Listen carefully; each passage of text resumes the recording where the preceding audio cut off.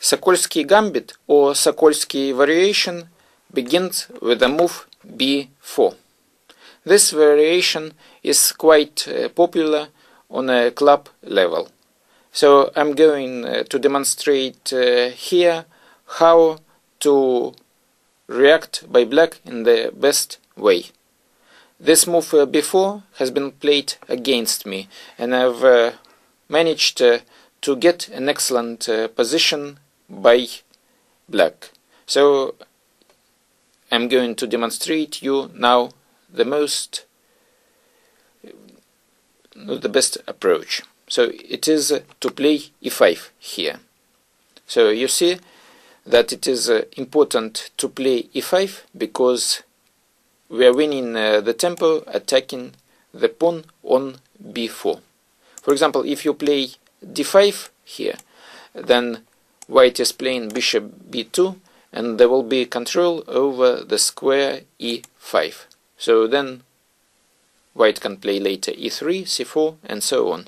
So playing e5 on the first move, you're not only fighting for equal position, but you are trying to take over the initiative. And it is very important to do when you are playing against the side lines.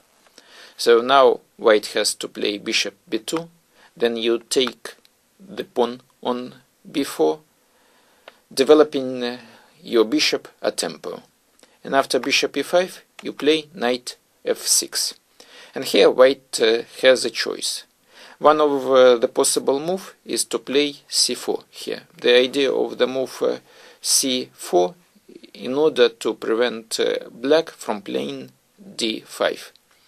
Because then black will have a very strong central pawn in the center and control over surrounding squares.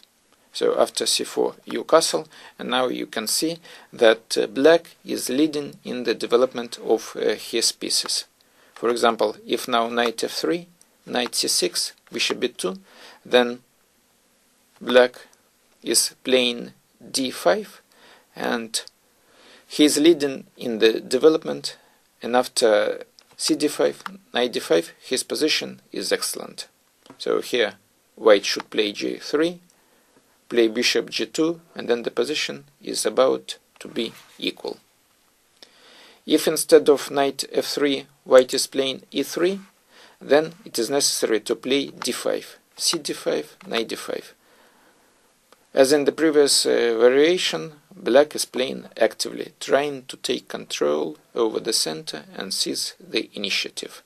For example, now move queen b3 is bad because white is breaking chess principle. He starts playing with the queen so early, and black wins a lot of time later attacking this queen on b3.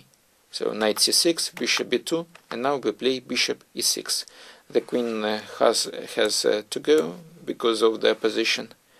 And after queen c2, we play bishop e7, winning another time. We thread to play knight b4. And after a3, bishop f6, d4, rook e8, black is better.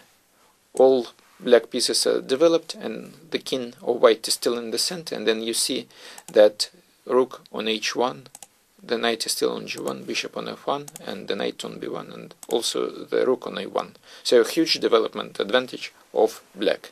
And black in this variation have been following these chess principles. So very quick development and attack. The better move for white is knight f3. So the main move is knight c6, although of course it is possible to play bishop e6, bishop b2, and then c5, preparing the development of the knight to c6. Also it is possible to play rook e8, so the bishop has to go back to b2, because after bishop e2 it is possible to sacrifice the exchange, and after queen f4, f4, knight e3, black gets decisive advantage. For example, queen b3, knight g2, king d1, and knight f4. for example, knight f7, queen f7, bishop c4, bishop e6, and in this position black wins. So you can see bishop c4 is also a bad move, because bishop g4 played a tempo, and then after retreat of the white bishop there is a nice sacrifice, and black wins as well. So you see, very quick development and the chances to develop the attack. So after rook e8, bishop b2, it is possible to play knight f4. The knight is going to d3. After queen c2, knight c6, black is better. And after queen a4, knight a6, a3, knight c5. It is not possible to take on b4 because of the check on d3, winning the queen. Knight c6 is also possible. Bishop b2, rook e8, and after bishop e2, bishop f5, castle, queen e7, black is standing better, because he is leading in development and his pieces are situated on active squares. Another way for black after knight f6 is to play knight f3. So in this position it is possible to play d5 and also castle. For example, castle, e3, rook e8, and after bishop e2, d5. So the move d5 immediately and castle very often transpose into one another.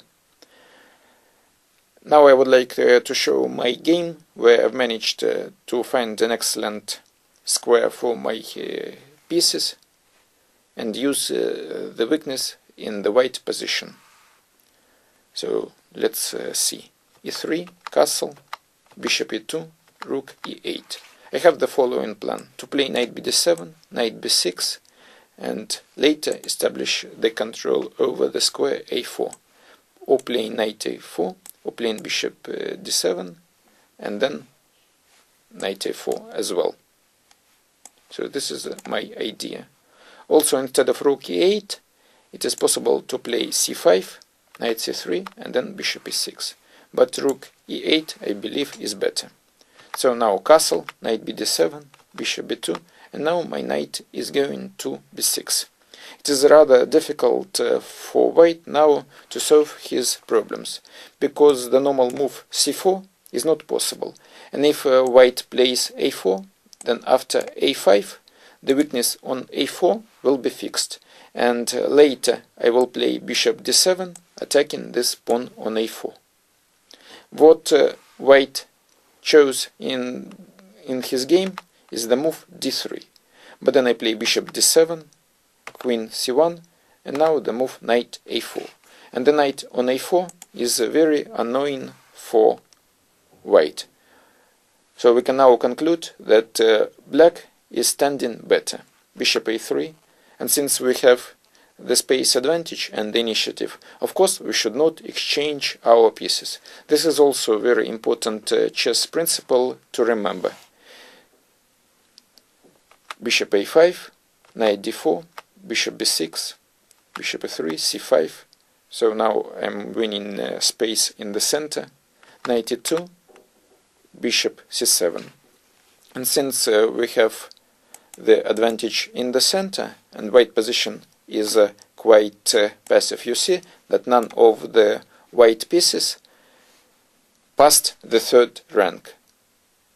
So we can develop the attack on the white king along this diagonal. So now we will start targeting the pawn h2. Knight c3, knight g4. So tactical possibility. Bishop g4, knight c3. So knight c3 is not possible, because then I will have the pair of bishops taken on g4. So bishop f3 is forced, and after knight e2, bishop e2, rook c8, defending the pawn on c5, because then I will take on h2, and after bishop rook c5 I will attack the pawn on c2. So bishop e3, bishop e6, g3, b6, and clearly that black is standing better. The space advantage, and you see that the bishop a3 is completely out of play. Rook e1, rook d8, d4. Finally, white decided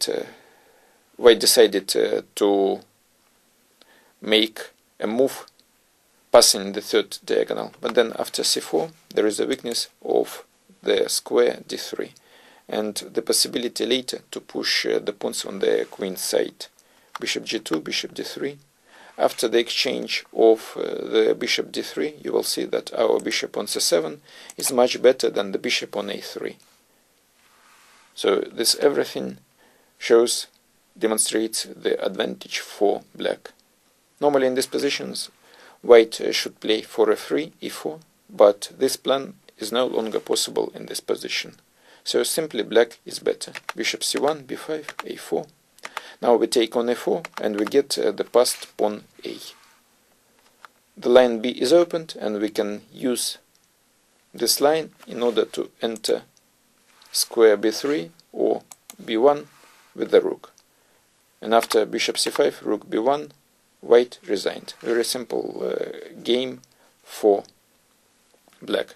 So you see that this central developing plan, play in e5 on move number 1, later taken on b4, knight f6, castle, is an excellent weapon against the Sokolsky variation or Sokolsky gambit.